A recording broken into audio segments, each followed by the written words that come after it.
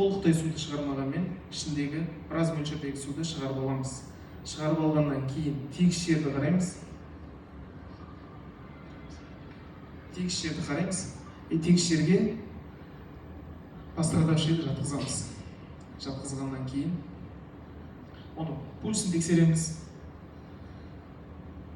Жағдайын қараймыз. Тегістік мұрнына адамға тікелей тыныс алу үшін мойнын көтеріп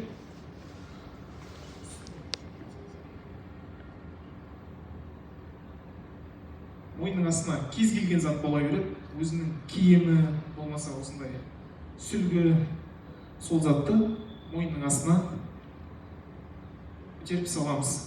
Адамға тегіс тыныс бару үшін, тыныс алу жатқанын байқаймыз.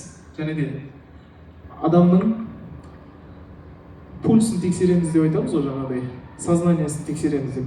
Сол уақытта басымызды ішіне қоямыз.